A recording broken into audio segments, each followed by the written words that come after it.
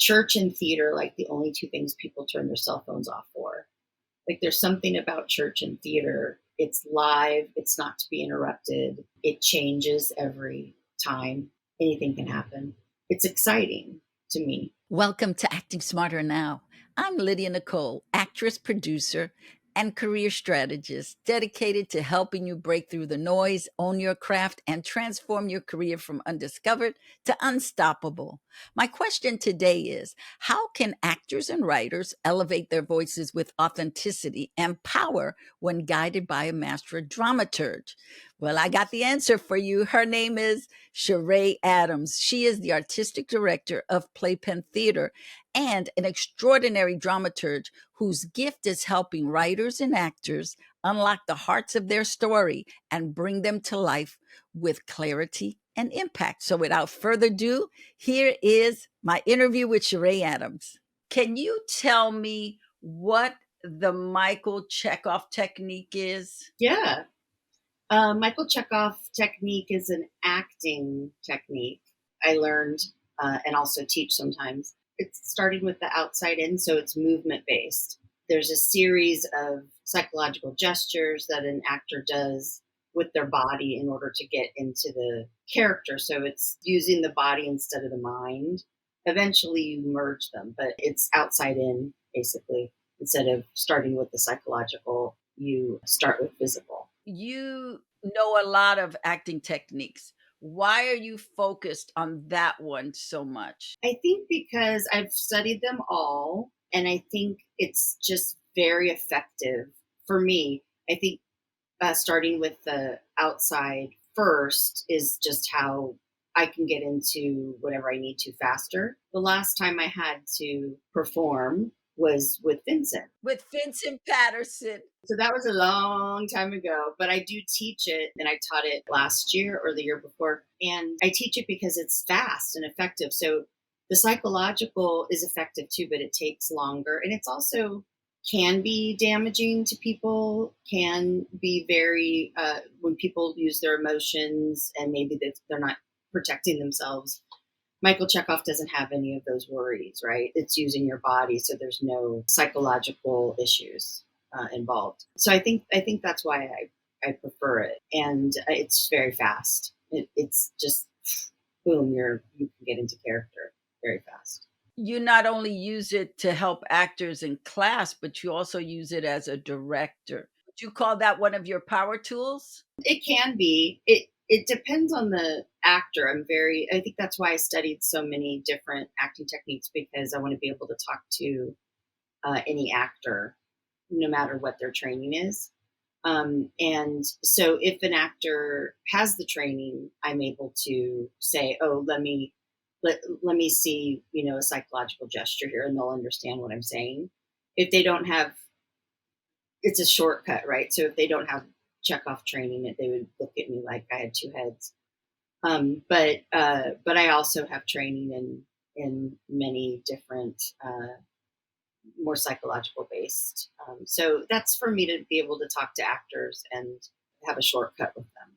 You started as an actor and then discovered that you loved directing. What was that shift for you? It happened in college. I had a teacher his name was Jack Axelrod. He recently passed, actually. And he was on a general hospital, I believe.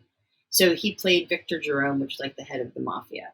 So he wasn't on all the time, but he was on often. And so when he was on, he asked me to cover the class for him, substitute or whatever. What happened sort of naturally is, as I'm coaching people and looking at their scenes, I start moving away from specific character choices, and I start looking at the whole play and how the play affects, how the action affects the character, how the objective affects the play. So I start looking at much broader things. So when I was studying acting, I just sort of it felt like this, right? And as I became a director, it just expanded what I was looking at and why I was looking at it in terms of the play. And I really liked that. And so I thought I would give it a try. And I took some classes, certainly, but mostly I just started doing it. And we would do it, I would direct anywhere on campus. I didn't even need a theater.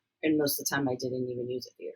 I guess it was out of necessity. We just did it wherever we could. And so that the transition was from sort of a smaller area to an expansion of looking at the piece as a whole. So that's kind of how it happened. And then you interned at the Mark Taper. Yeah. So when I was at CSUN, I interned at the Mark Taper Forum as literary intern, and it was on a really interesting play called Reasons, Reasons, Half No Reasons, which was by Han Ong, who is a brilliant playwright. Brian Kulick directed it, who, is a very well-known director. And I was, just a kid, like coming in with my eyes, all excited. I remember a scene not working, and I was thinking in my head, oh, it's too stagnant, it needs movement. And I mentioned that to the playwright, and the playwright and the director talked about it. And so they tried that, and it was better. So then the playwright came to me and said, I'm leaving my position at the Taper. At the time, Han assisted Corey Beth Madden, who was the staff producer. And I think you should meet with her because you obviously have good ideas. And so I did, and I started working that was my first administrative job in theater. So I started assisting the staff producer at the Taper. But it started with this internship.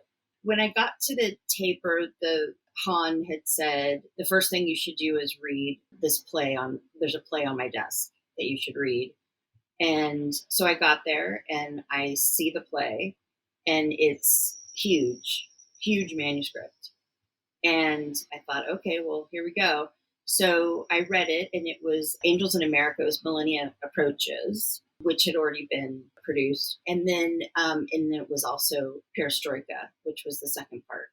So Angels in America was sort of my first piece that I looked at more as a literary person or a dramaturg, because my boss at the time was pregnant, and Corey was pregnant, and she couldn't go to the rehearsals and it was just too much, doing her day job and going to rehearsals.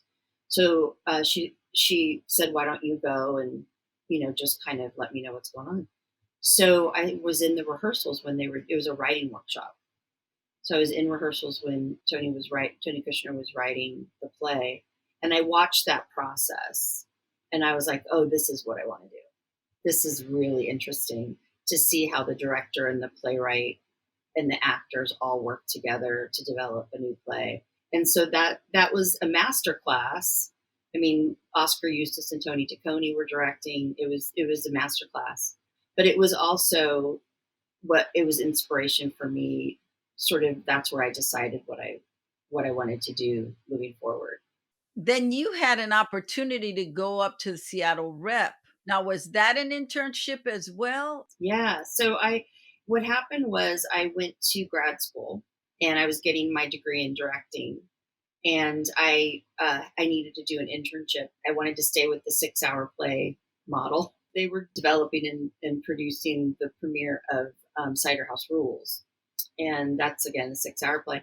And so I applied to work with Tom Hulse was directing with Jane Jones from Book It. Amadeus. Mozart. Yeah, and my thesis in grad school was Amadeus, and I thought, oh, that's interesting. So I applied and got the internship. Went to Seattle. Actually, ended up working on 3 shows there, but Cider House was my main focus. And got to work with Tom and Jane, and got to ask Tom a few questions about, I let him know that my thesis was Amadeus. And so he told me some stories, and it was really a great, again, watching the process between the director and the writer, who's Peter Parnell, interact with the 2 directors, and then how much the actors influenced. And then I forgot to mention, in both of those instances, there were dramaturgs.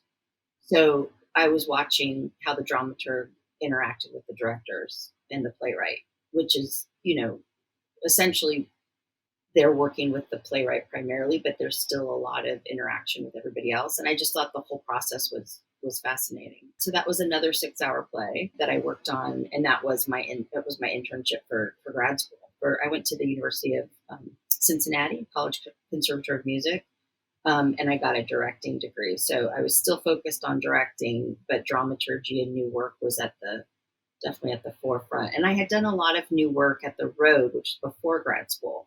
The Road was started by it was a company, and I don't exactly know who. I know his first name was Gio, but I don't know his last name. Who was kind of running it, but that it didn't work out for some reason. So I came in and produced a show called Why Things Burn by Rick Krause, and in that process, we talked about more of a leadership role and because they were really not sure what was they were going to do moving forward. I certainly was interested in that, but it needed to be a shared.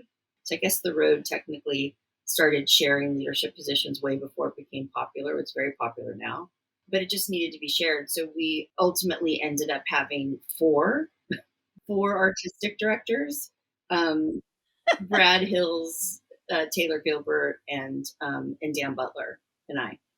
But what happened was two of us agreed on everything, and the other two agreed on everything. So you really need 3 or 5 to break the tie.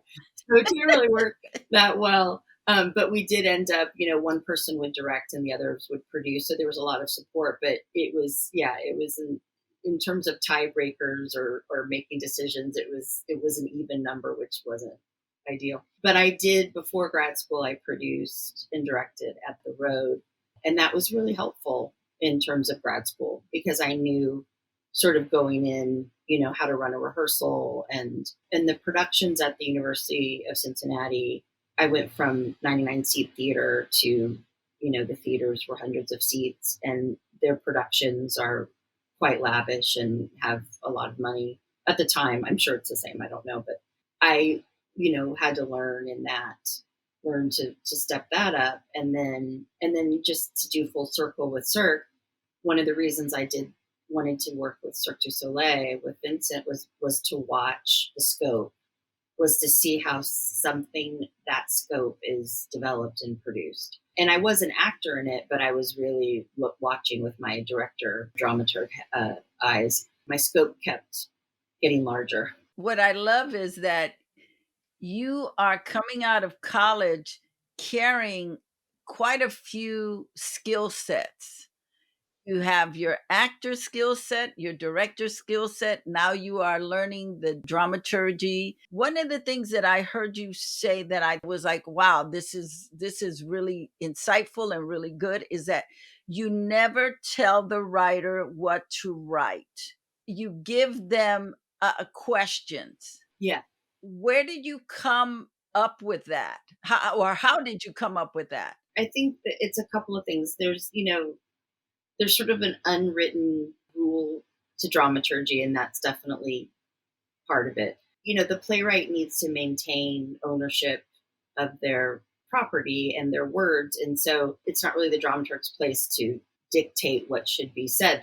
That's for the writer. What I can do is bring up questions about the piece that might clarify where the writer might want to go. I have a series of exercises that I do with writers that help them really clarify their everything from intent to character to structure to style. But I came up with the questions and the exercises. They're very heavily based in a lot of Jose Rivera's teachings, I would say, or even just by example. They're very heavily based in that playwright's work.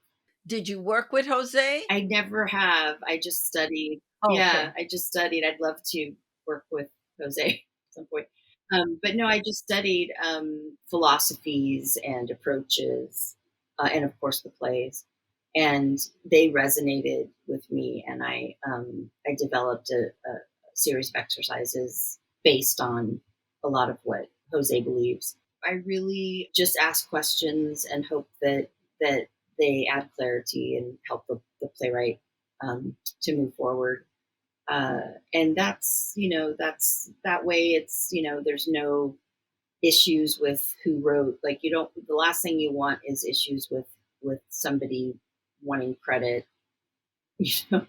for writing the play. And that has happened historically. It happened with Rent. The dramaturg is co-credited now.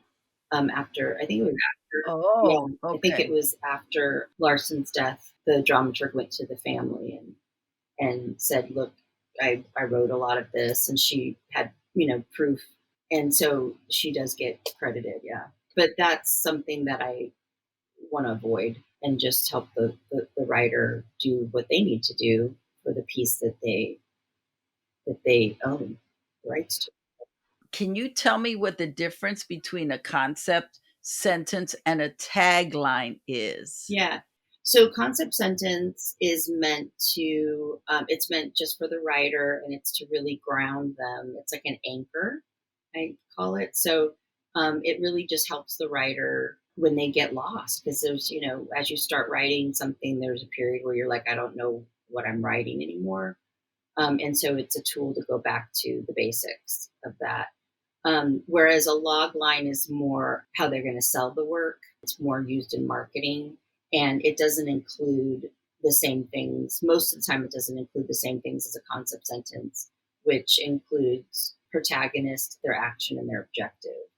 So a log line often doesn't include all of those.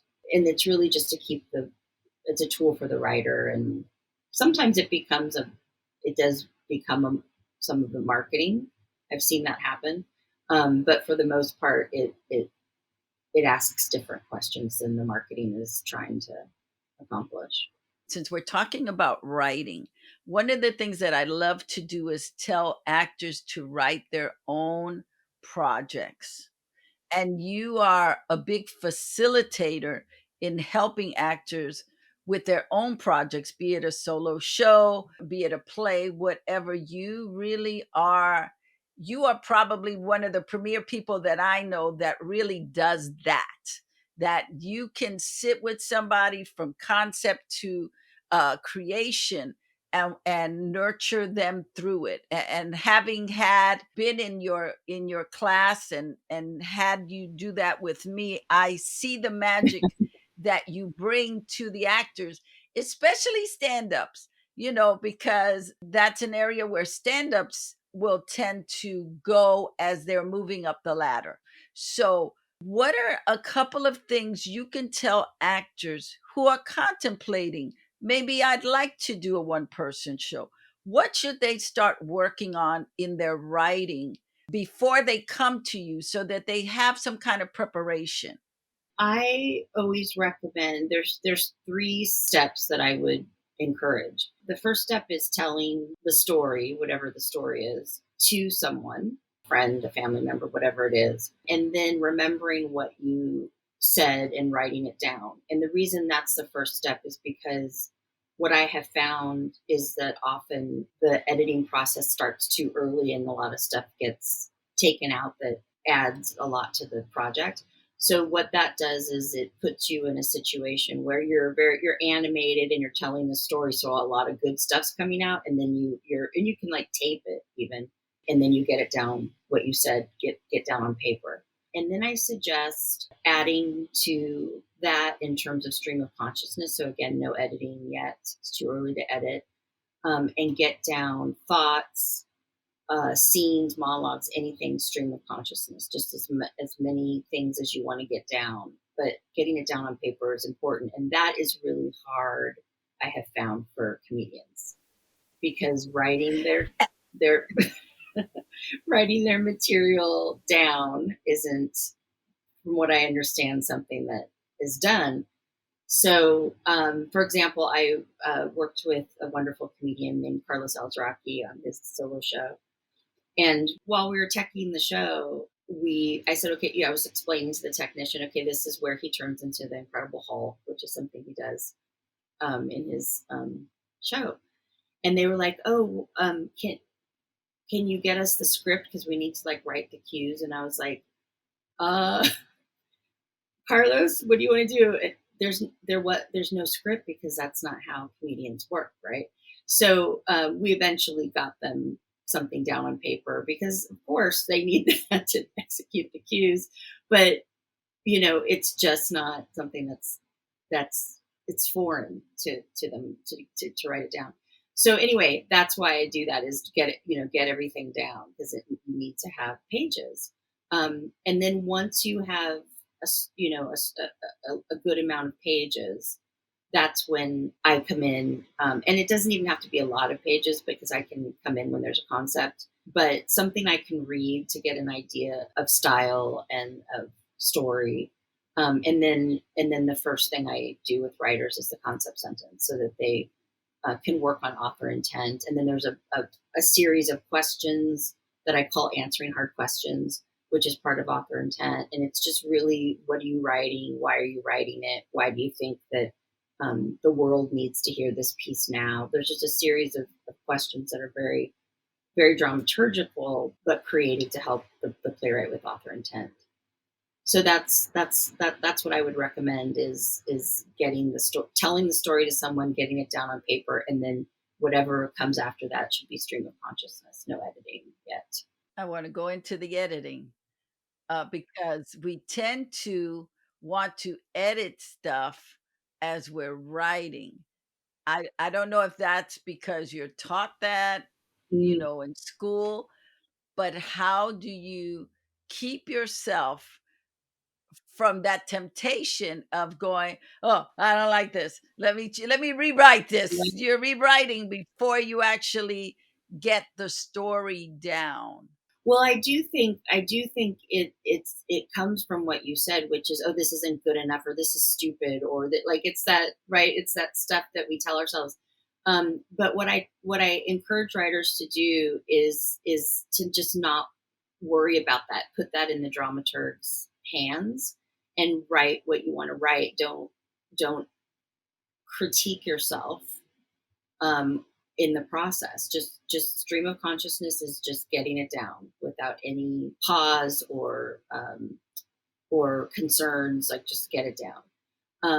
And then once that happens, then the editing can happen later. But I would actually share the stream of consciousness with a dramaturg. You're telling the audience to be Be courageous. courageous and brave. You have to be to do a solo show.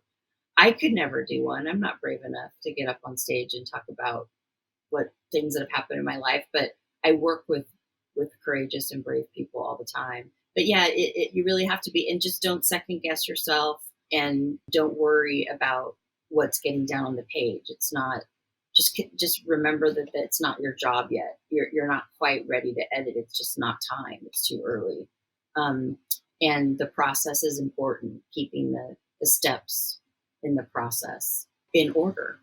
Just editing's later. And also just being able for the dramaturg to say, "Oh, I love when you met your birth mother for the first time. I love that scene." And often what I find is the scenes I love are the first scenes that they were going to cut out.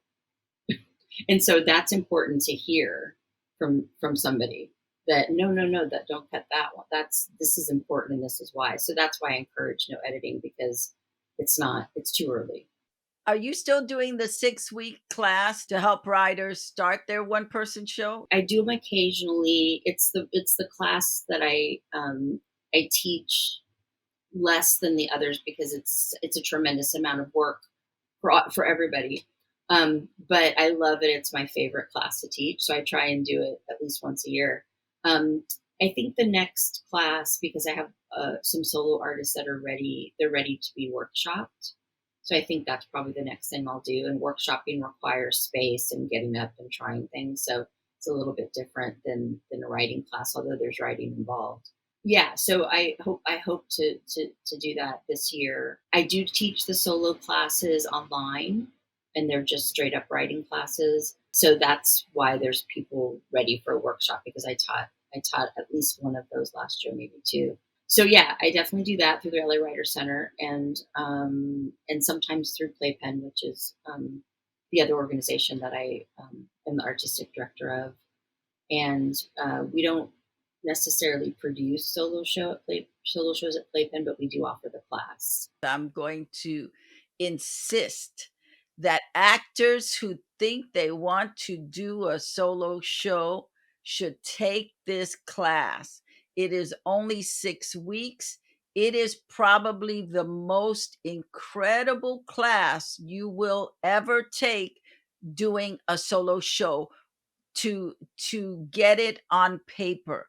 I say this as somebody who's done a variety of solo classes, from taking a whole year to create a piece. Charades is so intentional and so focused. And what I can say is, you may start with the concept sentence, but by the end of the 6 weeks, you will have a script.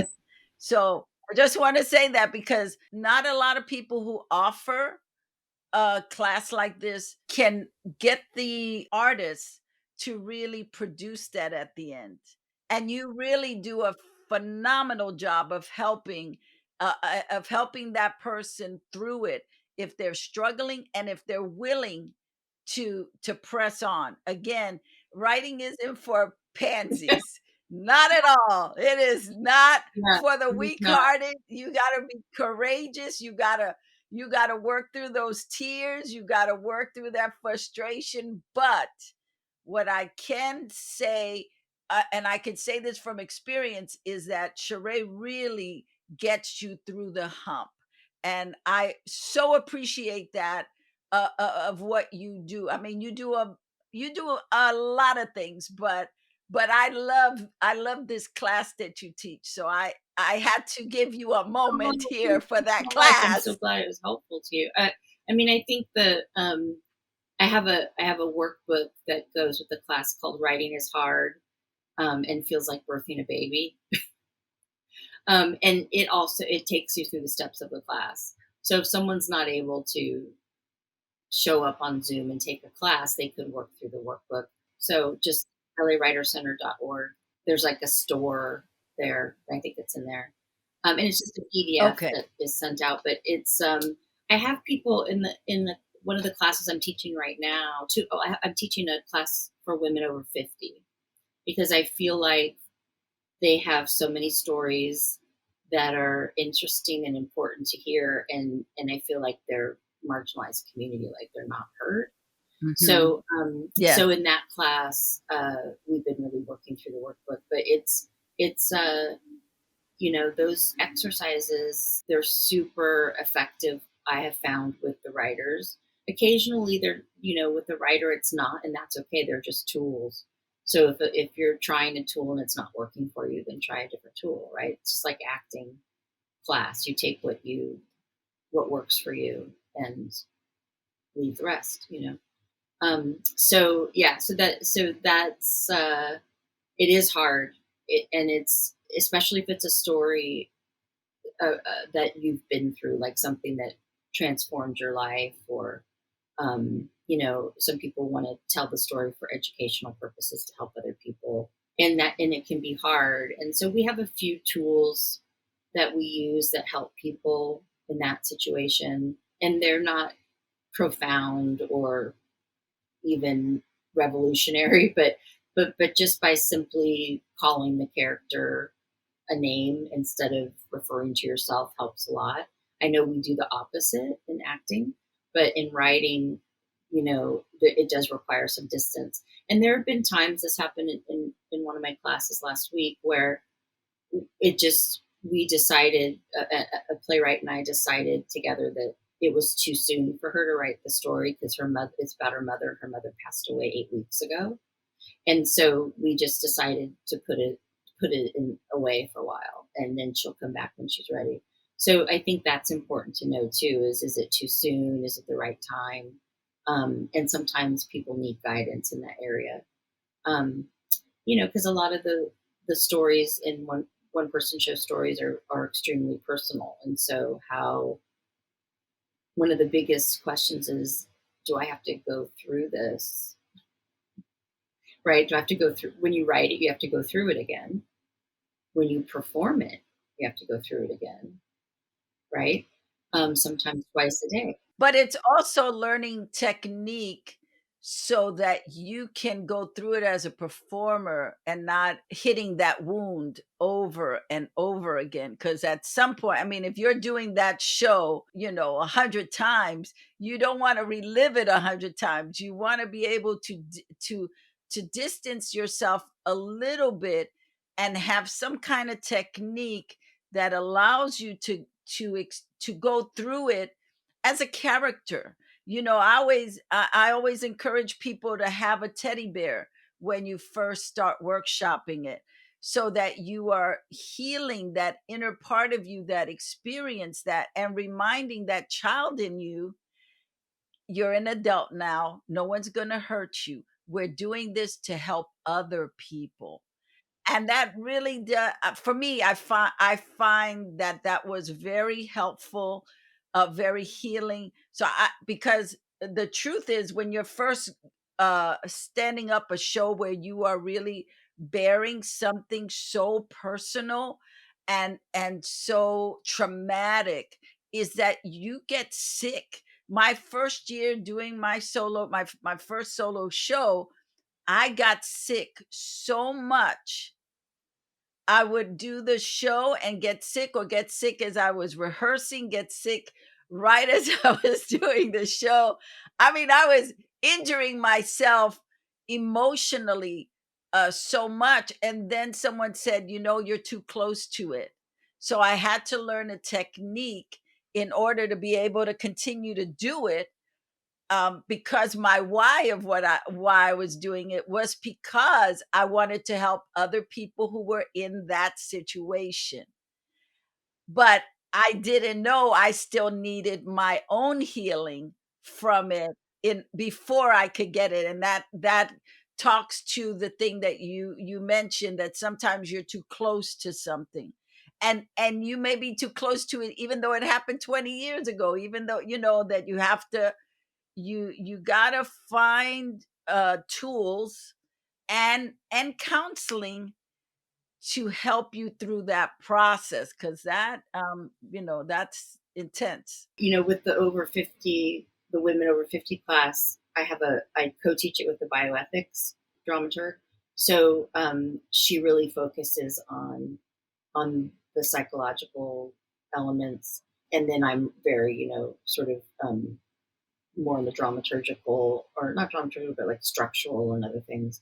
And it's been great. It's my first time doing this, and it's been great because she checks on them and their process and where they're at emotionally. Like, she does that check in, and then I kind of, can then go to the exercises and do more of teaching. And because I am a teacher, I tend to, when I'm in a rehearsal room where I'm a dramaturg, often a dramaturg and a director, I do tend to ask questions, because that's what I do as a teacher as well. So, but yeah, it's been really good to have a bioethics person in there. And I think I think you're right. Like, there's a certain amount of processing of the trauma, because it is trauma, that I think is helpful before going into the project, especially performing it. I remember saying to a performer, because it was a show I developed and directed, and and I could tell when they went into, I had like a word for it. I could tell when they slipped into a safer place for them. But what would happen is it would keep the audience at a distance. So how do we accomplish both, right? And you're right; those are definitely acting techniques and psychological therapy, whatever it is. But the other thing I found that helps is, and again, this may sound really obvious, but it's something actually that has to be taught, is if the entire show is in the takes place in the present. So if something happened to you, let's say in 1995, you're telling the story, but you're going to 1995, right? So that it's actually in the writing that keeps it active, right? So in the writing, you're there. I'm here. It's 1995. I'm at the dance club. All of a sudden, this guy, right? So you're there, and you transport yourself. That keeps the audience interested and on the edge of their seats, and can accomplish that goal, as opposed to saying, well, in 1995, I went to a bar and all of a sudden this person walked in, right? So which one was it's more engaging to go into the scene and be in 1995? And if you have that in your writing, then you don't have to worry about it when you're performing because it's already there, right? That the thing that compels the audience is in the writing. It's already there. Does that make sense? Absolutely. Absolutely. It took me a long time to get that one, but I think that's the thing, it's like when you're writing something, you have to allow process because you want it so quick, especially for my stand-ups. Mwah, I love you.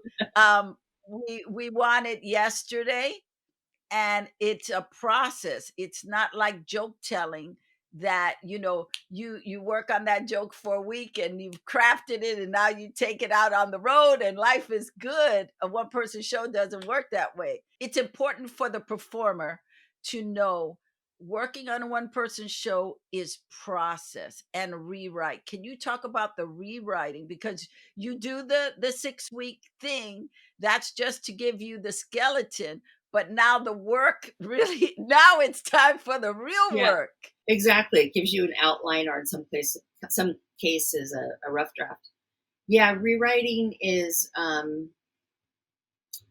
basically the process that I take people through that I would recommend is after you have the rough draft, I call it a warm, fuzzy reading, which means your friends and family in your living room, and you read the play and then talk to them afterwards and they give you feedback. And then from that feedback, you go into a rewrite based on what they said, if it was helpful. Obviously, if it was helpful.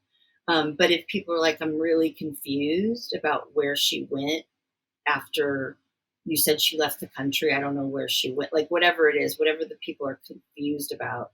Yeah, you don't want the audience, you can be mysterious, but you don't want to be confusing.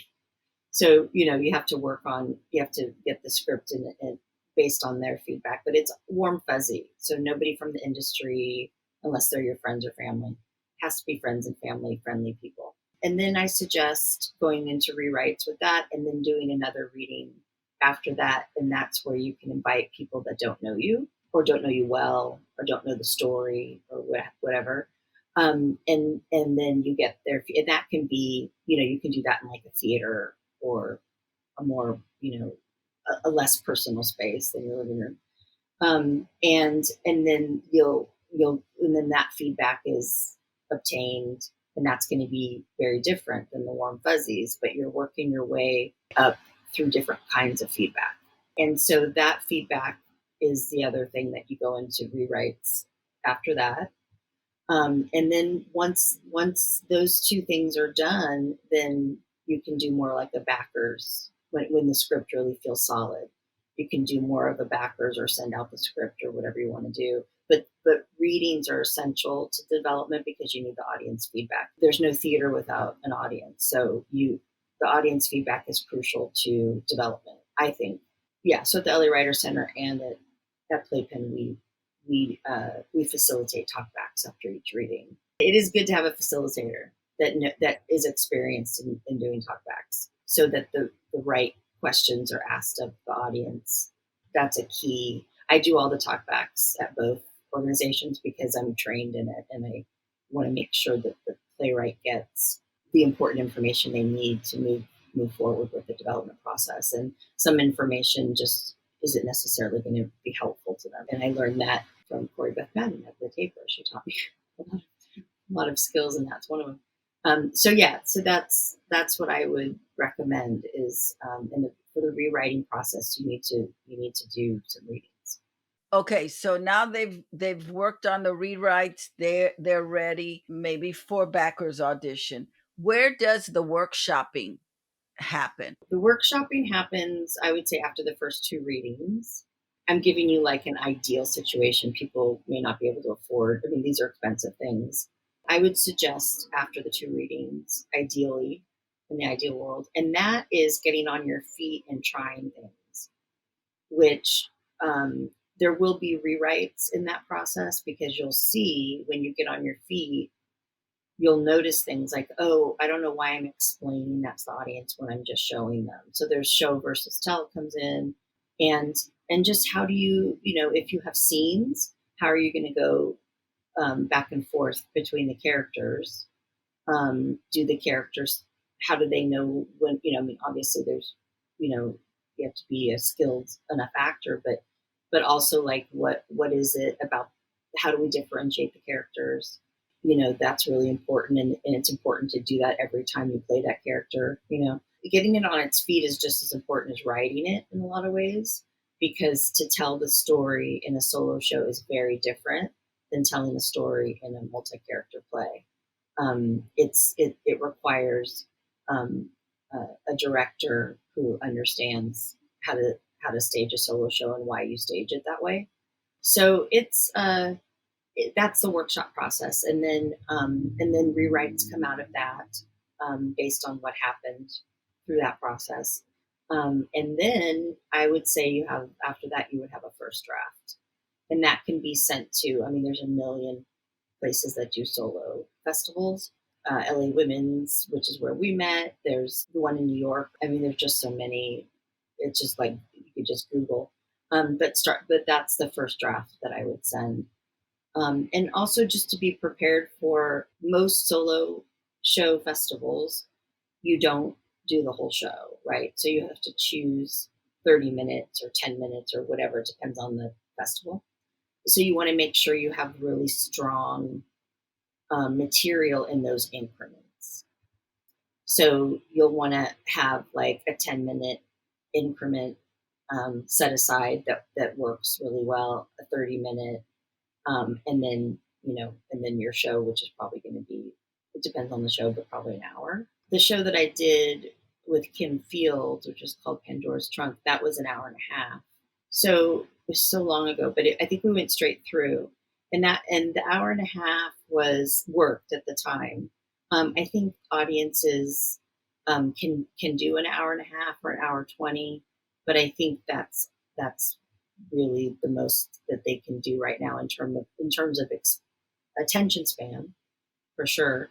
I think our attention spans have changed because of our devices, and there's different generations go through different things that cause that. So my generation went through attention span changes with the invention of MTV, right? We're watching MTV, and it's like quick cuts and videos, and so the way how much attention we can pay to something changed after that. Same with generations after us, like it decreases, right? Because you're getting instant gratification, right, from the quickness and how fast you can see or understand the story. So having said that, I always recommend an hour 20 at the most, but ideally even an hour 10, something like that. It just, really depends on the show. Some shows have intermissions, and there's a reason, and they work, and it really is very individualized. But ideally you want to keep it so that people will stay engaged for the whole time. So you want to keep it under 130. I want to talk about the rehearsal process now. How important rehearsal process is. We're workshopping it, but that's different from rehearsing it. Okay, so rehearsing, I guess I didn't realize that what I do is unusual, but I'll tell you what I do, because I had somebody from the press come in and watch a rehearsal process. And she was like, I've never seen anyone do that. And I was like, really? I thought I was really surprised that nobody else does it. But basically what I do with a solo show that I direct, is I get up with the actor and I play the other parts, that the part that isn't on the page. So if the actor's playing, there's a wonderful, one of my favorite solo shows is by Anastasia Kuhn. It's about two women in the 50s who want to be together but can't be, so one of them binds and passes as a man. and it's really a beautiful piece. Anyway, I'll use that as an example. So when one of the characters is talking, so the one that binds is talking to the feminine one. If she's at that time playing the one that binds, I'll play the feminine one. And I do that because it then gives them muscle memory for when they do it later with no person there. And at that point, you're now using some of Chekhov, Mm. Michael Chekhov, to Mm. his technique. Yes, is I that don't know, maybe subconsciously, but I'm definitely playing what whoever they're talking to. I'm receiving. Oh, I see. That's why you said that, because it's radiating and receiving. Oh, okay, smart. Yes, I'm receiving what they're radiating, which is dialogue and whatever else is coming with the dialogue, and then I react accordingly. So if I'm getting scolded, for example, I might walk away. And when the actor does the scene by themselves, they may watch somebody walk away, right? But they may not think of that on their own. They need someone to be up with them and play the part. Does that make sense? absolutely? Yeah, and it doesn't mean it's going to stay in the blocking, but it usually does because it's an honest reaction to a conversation. So that's what I do, and apparently that's unusual. I didn't realize it was. Yes, it is, Sheree. It is very Really? unusual, but I love it. Oh, okay. Yes, it's very unusual, but I love it. You have opened my eyes to so many things in doing the solo play. I'm like, oh, I like that. That's Yeah, good. because you need to experience the conversation and then you can recreate it. Otherwise, Hmm. I don't. Anyway, I think it's the best way. I don't just I don't feel like there's a problem with any way that anybody does anything, but that's just the way that I've always done it. And every once in a while, after we go through the whole play that way, sometimes I'll ask like a PA or an assistant stage manager to then with the run through to do it with the run through so I can watch. But they have written the blocking of the character that doesn't exist. It sounds crazy, but it's true. No, I think I think this is Crazy. phenomenal.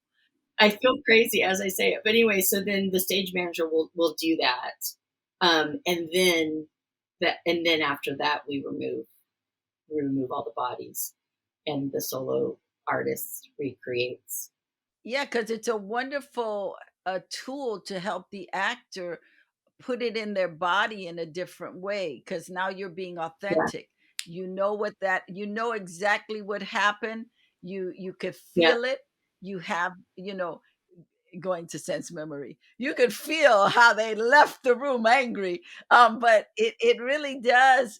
I think that's exceptional. I love it. I would not have known that it was unusual if that press person wasn't there and said something to me. I was like, oh, really? I thought that was the way everyone did it, but I never was trained in directing solo shows. I was trained in directing, but solo shows are so different, and that just made sense to me because if I was the actor, I would want to do those scenes with a person and then remember what happened and recreate it. Talking about directing, I heard you comment that you learn more from the designers when you're working on something than the directors. Yeah, designers are so smart and such great collaborators in the creative process. Certainly, so are actors. But I really love the questions that designers ask me because it makes my directing better. Often they have better ideas. Like I surround myself with really smart people. I think that's why. And so often they'll say something and I'll go, "Oh, I never thought of doing that. Can we do that?" You know, yeah, we can do that. Oh, okay. Wow, let's do that. Because I'm also again going full circle back to scope. I'm always thinking of scope and budget. And so in 99C, sometimes, you really have to be careful to, as a director, to approach it. You don't want to approach it from lack, like, oh, well, there's no way the budget could do this. you want to be able to talk to your designers in a way that includes abundance, right? And then let them say, yeah, we can't do that.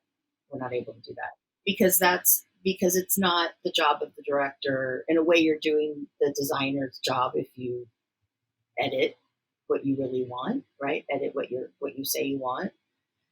So just let the designer decide, and most likely they'll find a way to do it within the budget if they think the idea is good. But I've had designers give me better ideas than the one I had. So I really love working with them and collaborating with them. I heard you say something, a sound designer who you were working with, he said, don't give the note, do the note. Ming Cho Lee. Ming Cho Lee is a very famous set designer, and I was an intern at Cincinnati Playhouse in the Park. Somebody found an adaptation of The Seagull in Tennessee Williams' trunk and pulled it out, and it was Lynn Redgrave, actually. So Lynn Redgrave was playing, the lead, and we're working through this piece that Tennessee Williams wrote. And Ming Cho Lee did the set, but because he's Ming Cho Lee, he gave notes to everyone, really. To actors. actors. But I remember him saying to the sound designer, giving the sound designer notes, but it's Ming Cho Lee, so you go, oh, I want that note. But he had taken me under his wing a little bit because his son had worked at the Road a little bit as a designer, and so I mentioned that, and then that was it. Like it was just like, come under my wing. And so we would have talks a lot about things, and he said the biggest advice I can tell you is don't give a note, work a note. And again, it sounds like, yeah, like, of course, like it sounds like, but a lot of directors will sit down when it's time to give notes, and they'll verbally give you a note, right? And then they expect you to just try it next time.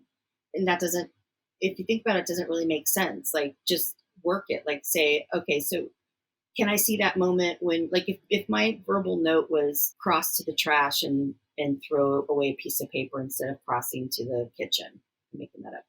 So instead of giving that note verbally, I'll say, okay, can I see what happens if you cross to that instead of that, and then just do it, right?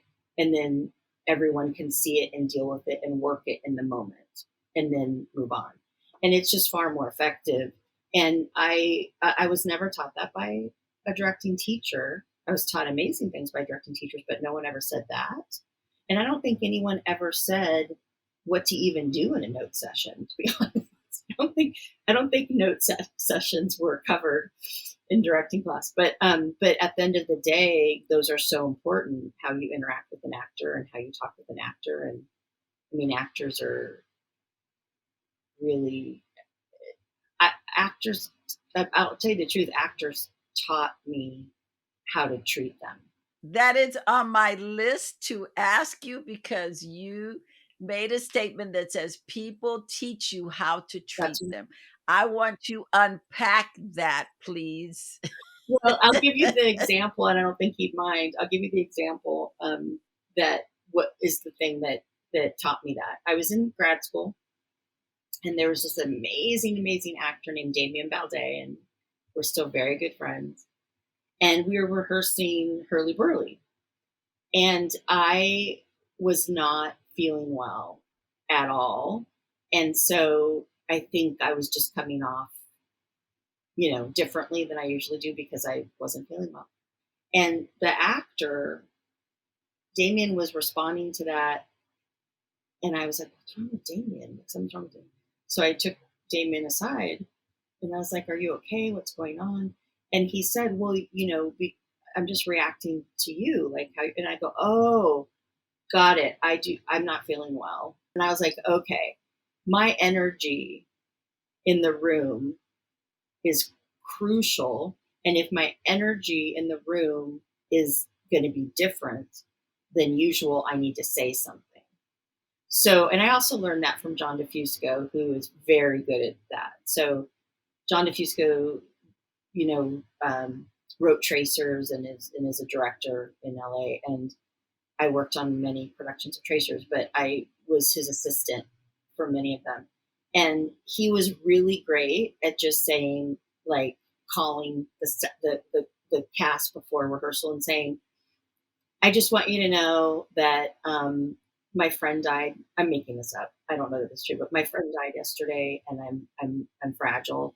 I still want to have a rehearsal, but I don't want you to take any of my behavior as if it's about you, or So he was really good at that, and I was like, yeah, that's what you should, because at the end of the day, they're gonna be paying really special attention to your energy, and they're gonna absorb it, and it's gonna affect them. And so if you are having an issue, just you don't have to give them details, but just mention it so that they can do their work without thinking that dislike them or hate their work or something. It's definitely a life lesson. But yeah, the director's energy is really important. And I think most directors know that. But I think also just to give yourself permission to have a bad day. Like, we have bad days, and we don't feel good, and we have people die, and whatever. And so it humanizes you too, because directing can be lonely, because the actors hang out, the designers hang out, and the directors kind of like walks around by themselves, and it's very lonely. And humanize yourself. It's okay to say, like, I'm not doing great today. Let's see how far we get. Whatever, just it's okay to do that. You don't have to be like a superhuman. That brings me to how actors can talk to directors, because I have always seen either actors never speak to the director, they don't collaborate, or they explode on the director. Since you have been an actor, you understand what it is to be on the actor's side of it. Yeah. Can you give actors some kind of guidance on how to be able to collaborate with the director? Sometimes actors have an idea. They either don't know how to verbalize that to the director, or they get very rebellious and they're going to do it their way. To be able to speak with the director, to be able to collaborate with the director, what's the kindest way to do it, and also be willing to let it go if the director says no, that won't work? Yeah, in a way, it's a continuation of what we were talking about, because the director sets the tone for the set usually. I mean, there are some exceptions, but generally they do. And I remember, like, when I did a SDC internship observership where I followed Jimmy Burrows, and I followed him on Will and Grace, and he set the tone of that. And there were a couple instances where people weren't very nice to me, like I was in their way or whatever it was. Jimmy had to step in and say, I need her to sit there, and this is why, because she needs to see whatever it is. And I learned from that, I mean, Jimmy Burrows is, God in television. But Jimmy comes from theater. His parents were in the theater. And so he often, when training directors, he often went to STC, which is the Directors Union, and picked them from there, because he felt that theater directors know how to talk to actors and know how to develop scripts and make suggestions for that. And he felt that I feel like I'm speaking for Jimmy Burrows, but this is what he told me. He told me that he felt that the students that came out of film and TV school were more versed in camera than people and writers. And that's another reason why he was always executive director, executive producer on everything he directs, because then he can give script notes and script changes, right? The director doesn't usually do that. So that's why he does the double duty. Anyway, the reason I bring that up is he sets a tone on the set that welcomes feedback from very talented actors, obviously. I mean, especially Sean Hayes, like, what a talent, Megan Mullally. So he sets that that tone, that it's okay, that if you know, and they did. And I watched a read through, and I saw the actors talk about their lines in the script, and Jimmy, because he has that extra duty of, is able to actually change those lines, or at least talk to the writers about changing it. But writers probably know this, but once the television script is in somebody's hands, you don't have a lot of control over of what happens after that. A play, you do. A play is the only place where writers have complete control over the script. But once you get into TV production and you have that episode, then that's it. They kind of do what they want with it. Sometimes you don't recognize it. Unless the director is the writer of that episode, then you better deliver. You better do the lines like they wrote it, because they will let Yeah. you know that's not gonna work. Oh yeah, you definitely. If a writer's in the room, you have to be careful about paraphrasing. That's for sure.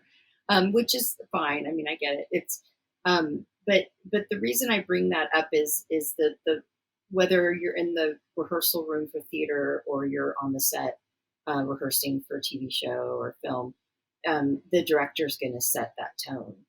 So if the director has set the tone that they're not interested in what the actors have to say, or their ideas, then that may cause an actor to respond, and I don't blame them. That's not a great atmosphere to be in. But the director has to set the tone, and every director is different.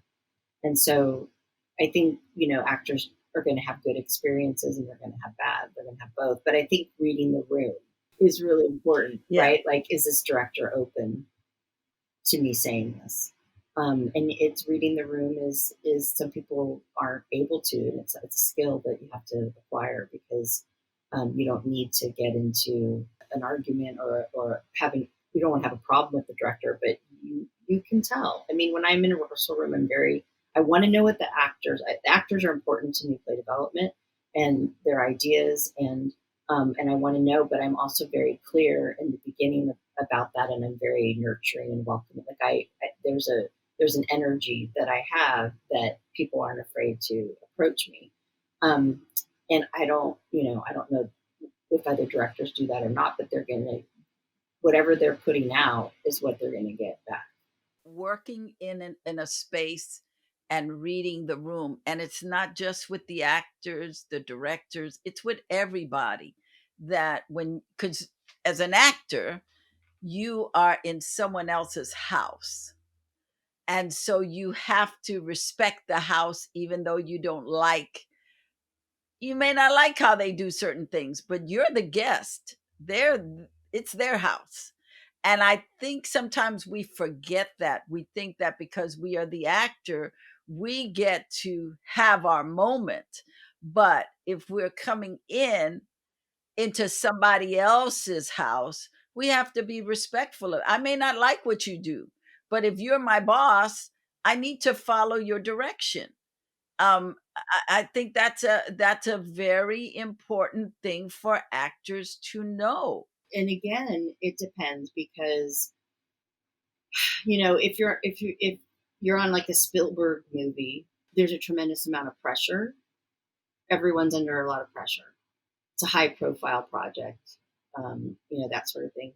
And so reading the room is important. But I think if you're rehearsing a play, the stakes should be less, although everyone cares about the play. But I think there's a little more space for people to have ideas other than just the director. And I hope. I mean, I don't.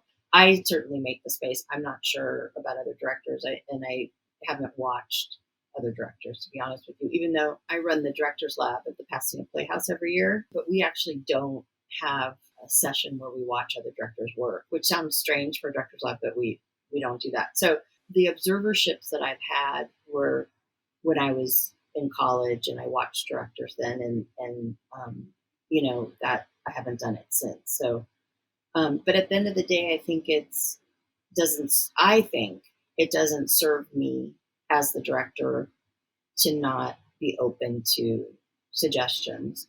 I certainly don't want to overdo that because we're going to lose time, and time is important. Um, but I think there needs to be some space, and maybe the space is made in the notes. Maybe, okay, this is where people can say, that moment really doesn't work for me, and this is why. Like, make a space, whatever that space is best. Some people may just want to deal with it in the moment. Some people may want to wait till notes. Some people might say, come up to me after rehearsal. But I think it's good to offer the space, and then be clear about where you're making the space for them.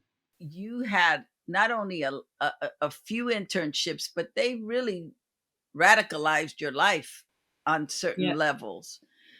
What can you tell that young person or even an older person who is thinking, maybe I'll do an internship?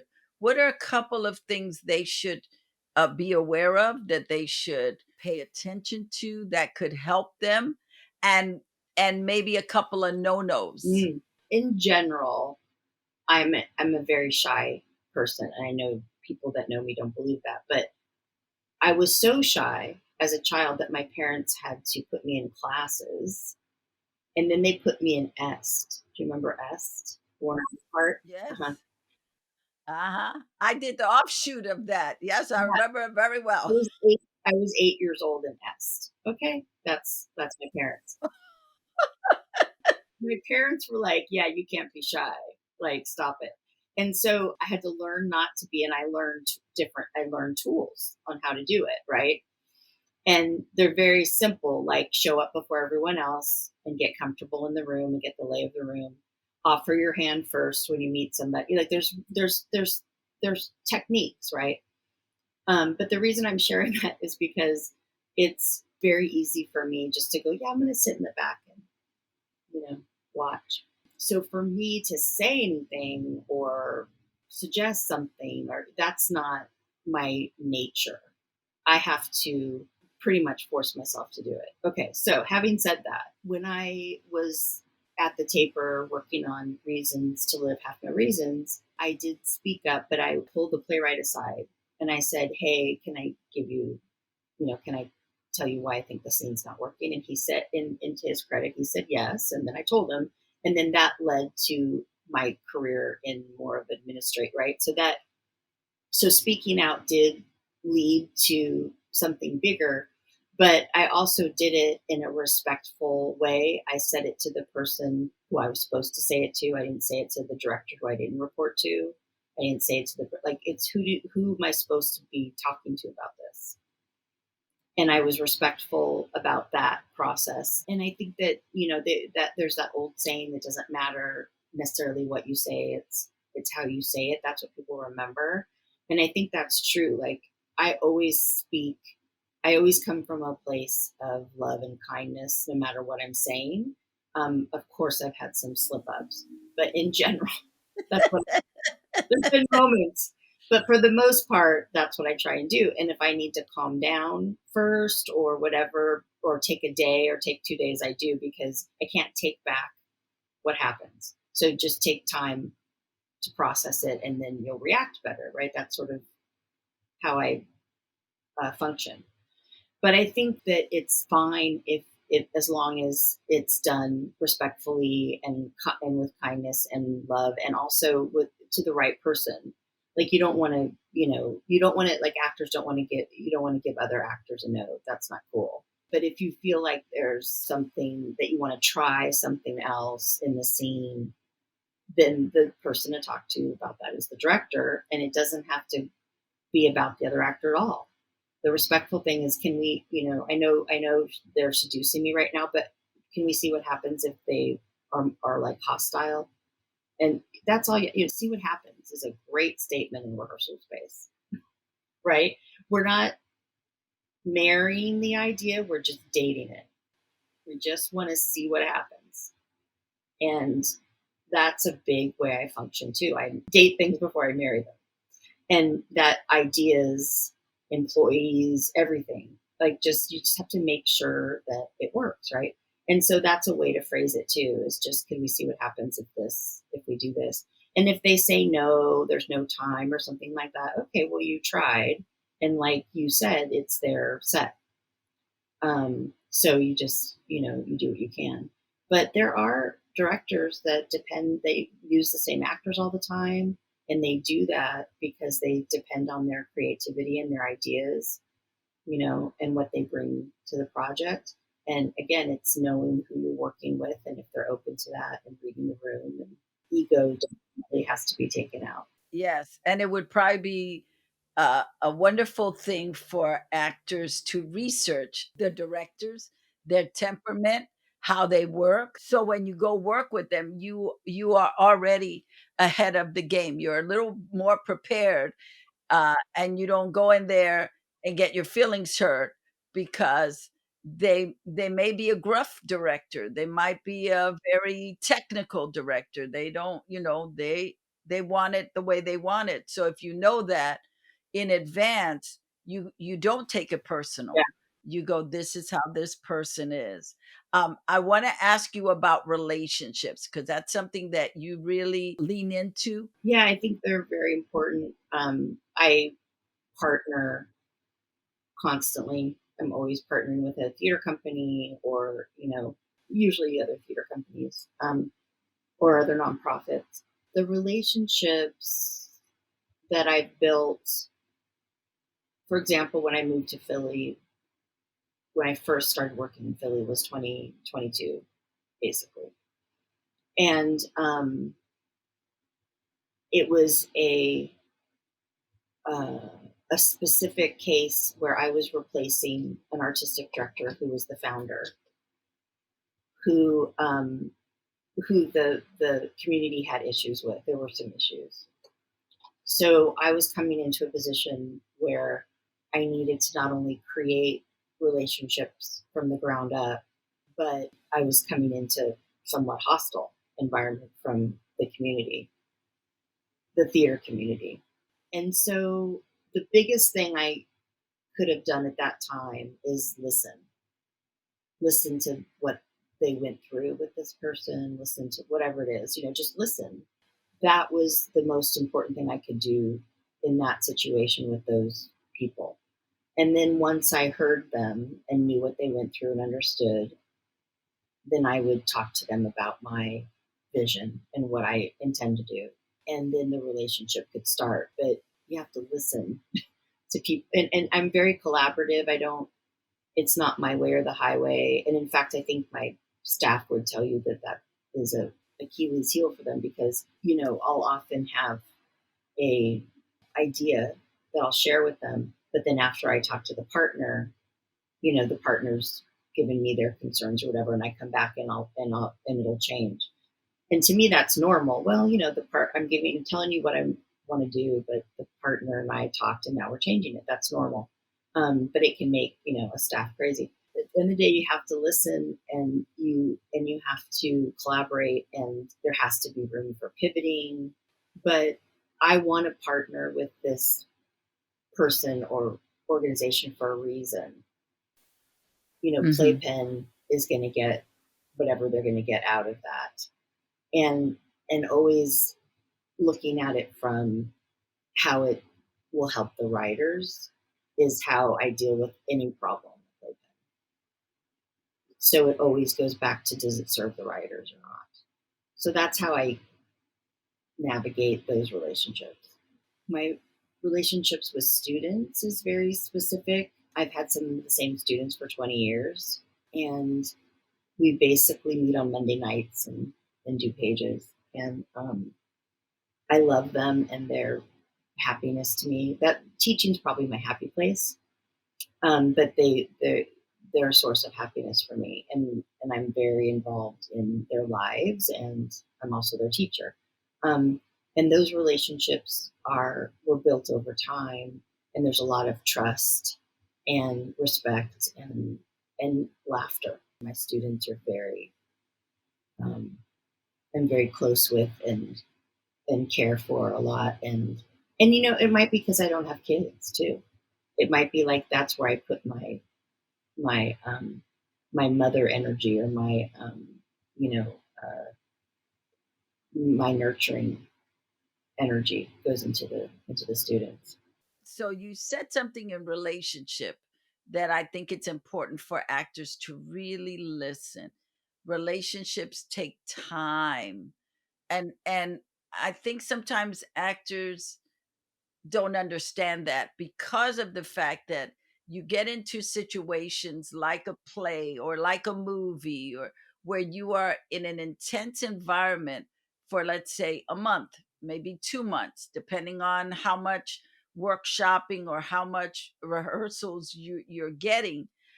And you feel like these people are your instant family, and then the project is over, they're gone, and then you run into them a few months later thinking, hey, Sheree and I had this incredible relation. That's my girl. And then Sheree goes, who are you again? And you get your face broken. And I say to actors all the time to be aware of it's an artificial space. Relationships take time, friendships in the business take Yeah. time. It, just because the lead actor talked to you and said you were marvelous and said something kind to you does not make him your friend. Yeah. And yeah. And I think that I have seen professional relationships go wrong because the assumption of they're my friends, so they'll help me with this particular situation or whatever. But yeah, they take time, and the authentic ones don't go away when you run into them a month later. I think that's more of a character defect in the person that doesn't remember you because I would remember you. Like like for me, I never forget a face though. I can forget names, I have to admit, but I never forget a face. So, I would know, I may not know exactly where I know them, but I know them, I think in Los Angeles, it's more prevalent than, say, New York. You said something earlier about James Burrows and how, when you were his intern, people would push you out of the way. And to me, that is a good a view of Hollywood. It's like, who are you? Get out the way. And whereas in New York, people are more respectful. They tend to treat you like a person. But out here, if you're not somebody that they know or think that you are somebody, they will just go bulldoze you to get to where they want to be. And I just think that there's a disconnect with the reality. It's like going back to what you said earlier, reading the room. You got to really read the room and tell, are these people genuine? Are they, or is that how they work in that environment where, oh, darling, everybody's a darling, everybody is a lovely, everybody, sweetie. And then you run into them and it's different. And I just think, I don't know why I'm bringing this up, but we were talking about relationships, and I just think it's important for actors to protect themselves, to come in professional, and let a relationship happen naturally, as opposed to feeling like we're bonded for life, and having been in the business 50 years, that is something that I've seen over and over again, having been, just I see it all the time. Or you hear somebody say, oh yes, Sheree Adams, she is my best friend. And then you call Sheree, do you know this person? I do not know who you're talking about. But they're under the assumption that a kind word, a kind gesture automatically makes them a friend. Well, I think there's an old saying that is something to the effect of the relationship disintegrates the same way it was created. So if I create a friendship on a show and I think they're my best friend in 2 days, it's going to be 2 days for that relationship to, you know what I mean? It's a very quick, it's not going to last. But the ones that you build over time, they last longer because you have history. That history is crucial. But I think just looking, I think it's important in LA, especially because of the culture here. And I was born and raised here, so I can say it. I'm not a transplant. I didn't, I was born in Encino and raised in Studio City. So I was raised around the entertainment industry and all the people in it and all the stars of the kids, all that stuff. And I think it's important to look for genuine people because they exist for sure. Um, and uh, and I think that it can be a hard thing to do, and it can be hard lessons when you think that somebody when you think somebody cares about you, and then there's something that happens that they clearly don't. That's a hard lesson, but we all have to sort of go through that to know who our friends are. But it is really important, yeah, absolutely, go in professional and genuinely. you know um I think Hollywood's changing a little bit. I think part of the let's have lunch thing um, is not as prevalent because people are going through such struggles, and it's really forcing them to not only be more genuine, but look for people who are more genuine because it's a bad time, right? It's supposedly getting a little better, but with the accumulation of the pandemic and the strikes, Hollywood never or hasn't yet recovered. So that changes. It's when it was flourishing and people could behave badly and get away with it, and that's not the case anymore. And a lot of that comes from the Me Too movement. A lot of it comes from the woke experience. It comes from, but those movements are coming out of need because of the way people are being treated. So it's really different now, I think, because if you are behaving badly, you'll be called on it, and if you are taking in the bad behavior, there's more of a acceptance of saying something or reporting it or what have you.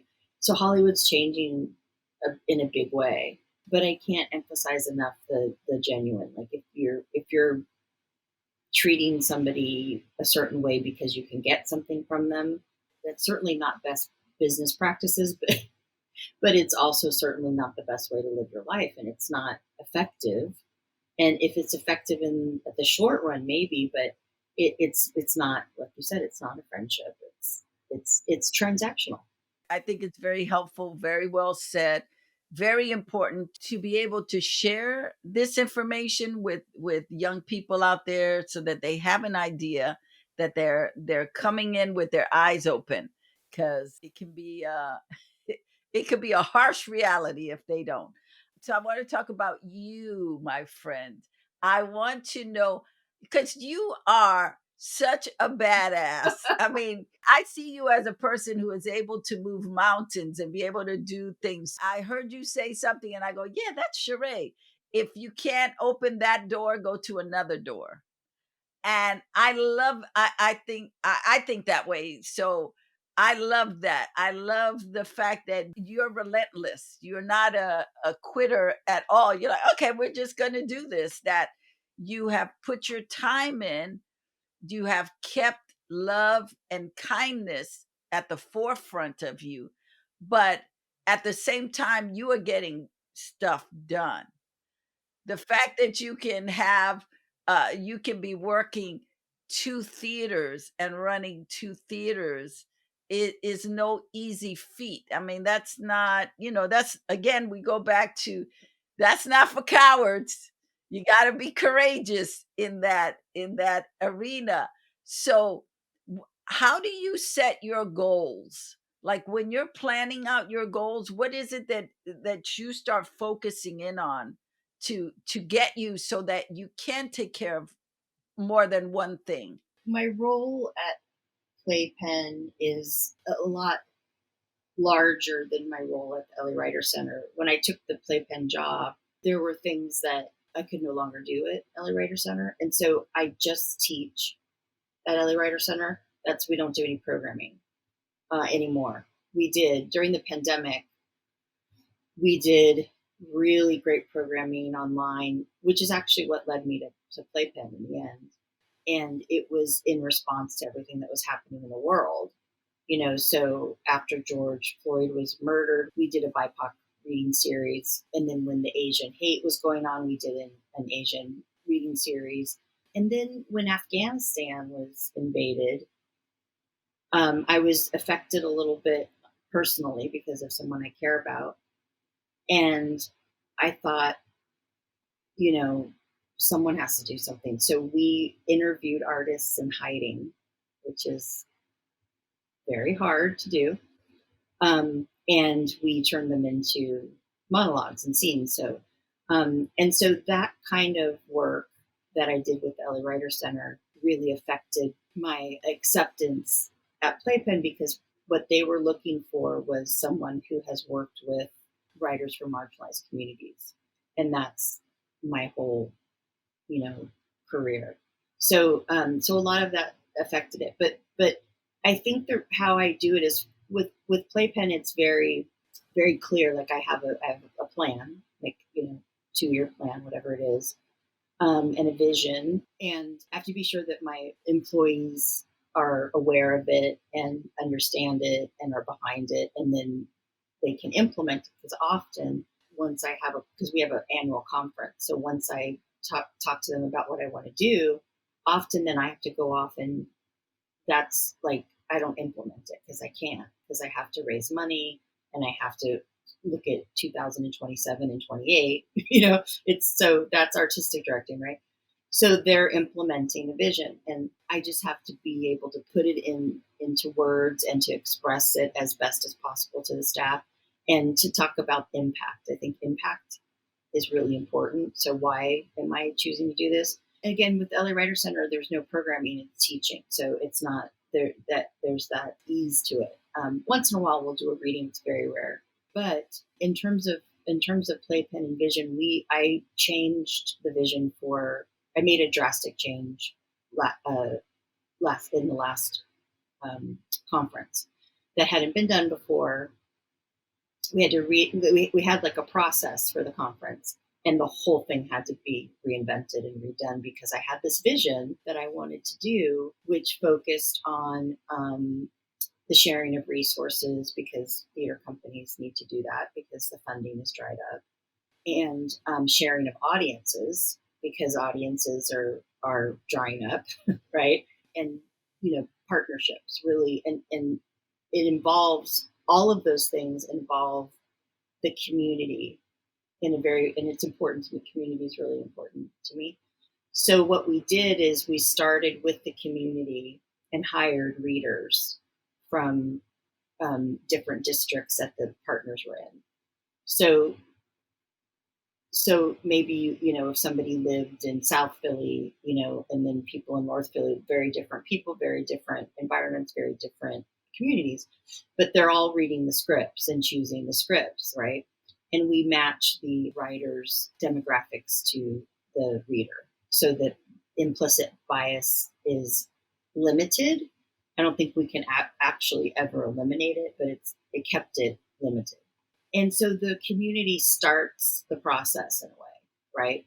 And then we go through the process of picking the plays. We do the readings of the plays, and then the community comes back and watches the readings and gives feedback to the writers. So the community so we do talkbacks after all the readings, and they're super. We've got them trained at this point because they give great notes and they're super smart and really helpful. So I was really interested. I started with my interest in community involvement. And what came out of it really was we had partnerships with 5 theaters in Philly. So we now have, very good relationships with them, and we got to know each other better. We shared resources. It's super helpful to hear how they operate and how we can better operate. For example, we partnered with a company called Power Street, which is an amazing company that is, they mostly do Latino work, but not exclusively. But a big chunk of their work is for that community, and so they picked a play that had, that was written by a Latin writer and that spoke to their community, and they taught me things like I wanted to have a reading in their community and then back at our headquarters, and they were honest about barriers, like some people can't get there. They don't have a car, they don't have bus money, whatever it is. And I was like, oh, okay, so we can take the conference out to the people, but we have to create situations and opportunities where there are no barriers, right? And so that's the kind of things you learn by partnering with, these other companies. It's really, really fascinating and really, really important for us to learn that. So I'll have a vision for the conference, and then, when we have to create it from scratch, I know it's a lot of work for the staff, and I'm involved somewhat, but for the most part, they're implementing it, and I'm moving on to the next 2-year programming and fundraising. Fundraising's the biggest part of my job. For example, my fiscal year, it's weird. It ends on September 30th and starts October 1st. So right now, I'm doing the budget for the next fiscal year, which will be approved in September and which will start being implemented in October. In that process, I started probably 6 months ago. But I had to know, for the budget to work, I have to have my vision already for that year. So usually I know what I want to do 2 years out, but I'm asking the board to approve 1 year at a time. For example, Philadelphia is celebrating in summer 2026 the semi-quincentennial, right? America's turning 250 years old. So I want the programming to reflect that, right? To be about America, whatever the playwright wants to write about America. I'm not saying, people write different things about America. And that I was able to plan 2 years ahead of time because everyone else in the city is, doing something along the same lines. And now that we do have the programming for what's happening in summer of 26. So now I'm starting to, once I get the budget approved, which is in like 10 days, I can start working on the next year because my vision is complete. The budget's been approved, and now I can hand it off to my very capable staff to implement. And then I can start meeting with people and developing relationships for, especially playwrights, for 2027. So it does take, and if I do want to partner with people, they have theirs even earlier than me. So, for example, I partner a lot with Philadelphia Theater Company, and if I come to them, like I did recently come to them saying, "Do you want to co-produce a reading in the summer?" They can, but it's not in their budget because I didn't ask them. I have to give them like 2 years notice for it to be in the budget. So we're starting to realize that and starting to plan even earlier so that we're actually in their budget. So it's a lot. It's a lot of planning. It's a lot of people really wanting to work together. I think that exists in Philly, and then just trying to stay afloat and open. Because I don't know if you saw the news, but 3 of the top Pittsburgh theaters are merging because if they don't, they're going to close. Wow. And that's very difficult to navigate. Like, who's going to be the artistic director? Are you going to have a shared? They'll probably have a shared artistic directorship, is my guess. But the funding is not there, and the new administration, of course, canceled all the NEA grants, which we only had a 15 grand one, but some people had most of their budget was coming from the NEA. So that's been really hard, but it's especially hard for people like PlayPenn and that does work for marginalized communities. They are not interested in that. They don't want to support that, and we are targeted. So that's okay because it's a small part of our budget, the NEA. We don't depend on the federal funding much. So it's okay. But some people, they can't really function without it. So it's interesting to watch and to see what people are doing. There are some foundations that are stepping up and helping people that lost money from the NEA. William Penn Foundation in Philadelphia just stepped up, and I know the Pew Foundation did as well. So it's all very interesting to see who steps up.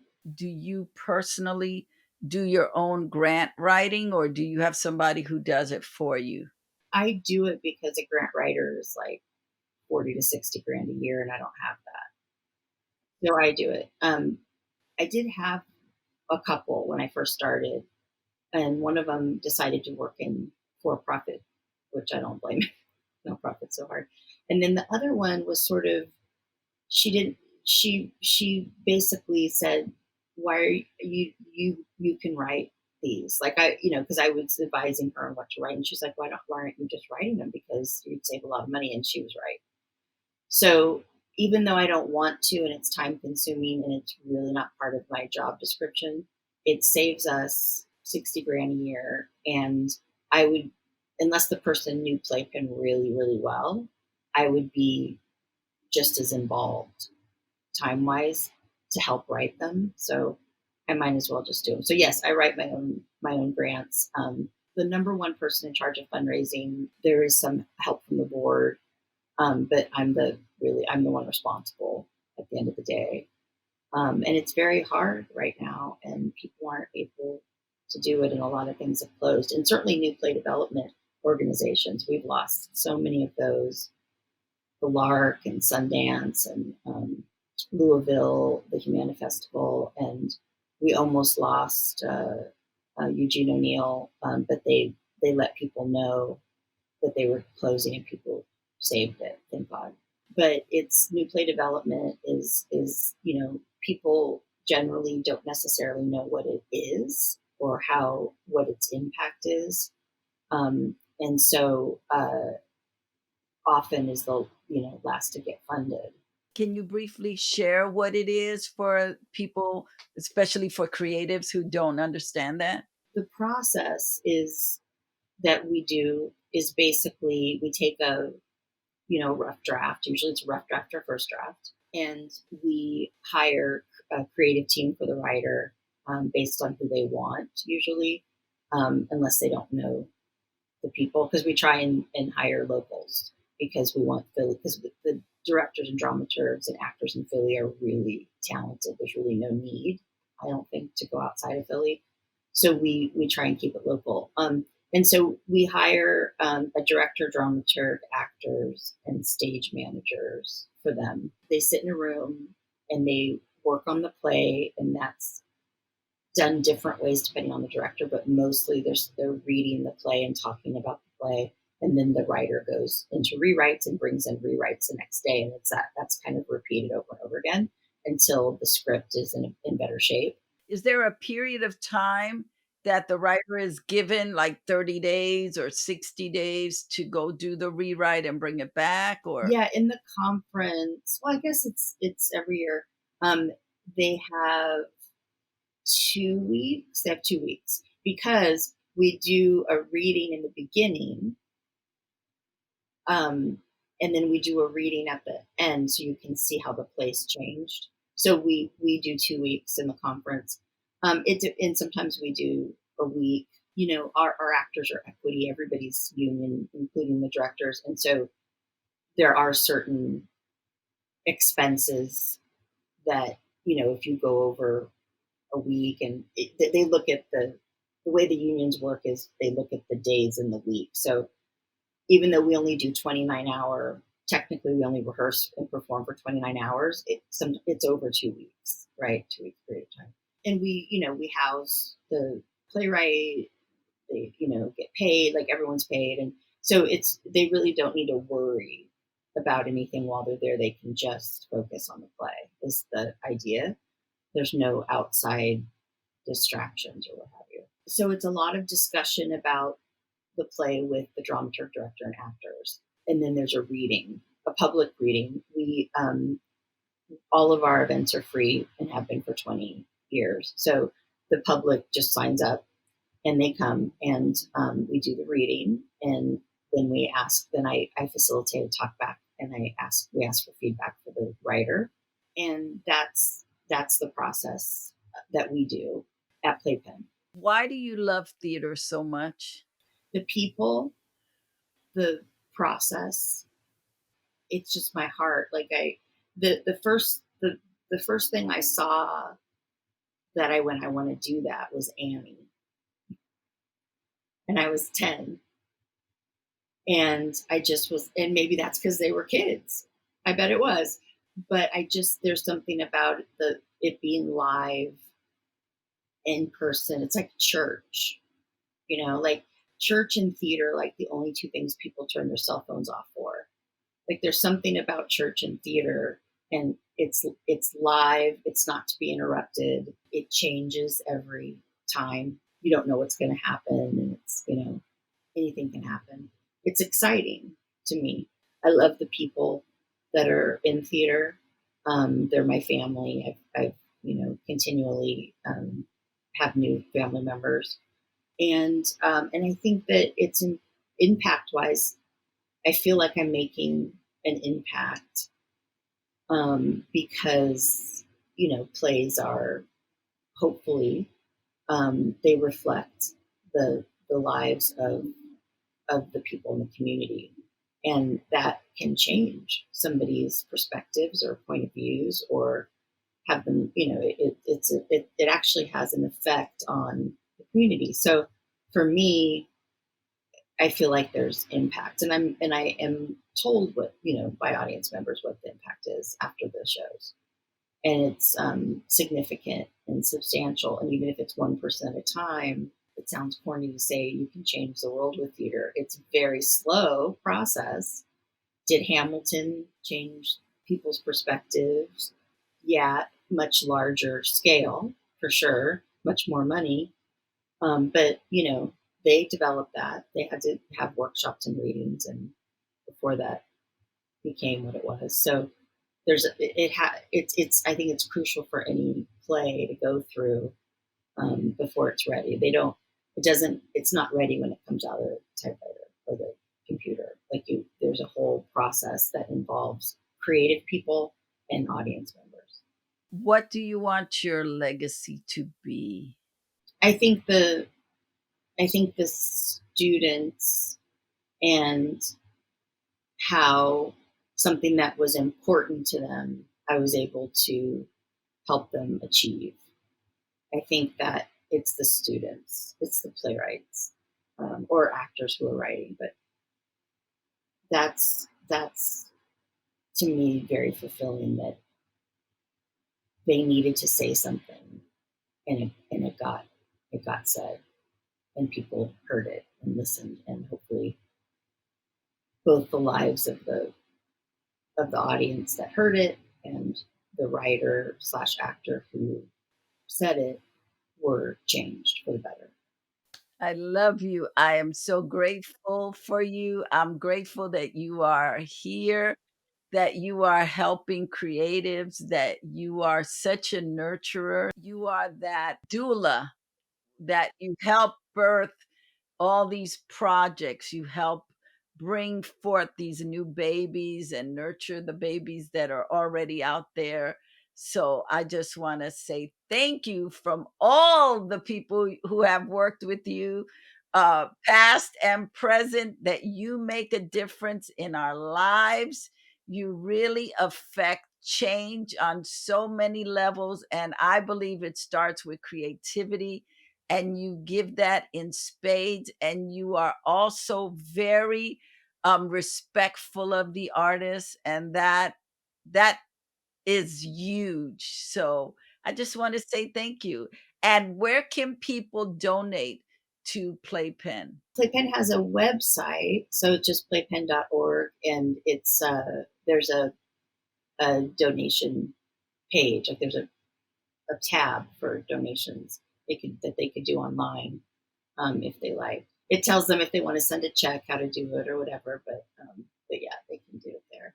Well, that's it for today's episode of Acting Smarter Now. Let me know your thoughts in the comments. And if you love what you hear, please help keep this show going by buying me a cup of coffee. And don't forget to catch this next episode coming up right now, because it is also jam-packed with more tools to take you from undiscovered to unstoppable.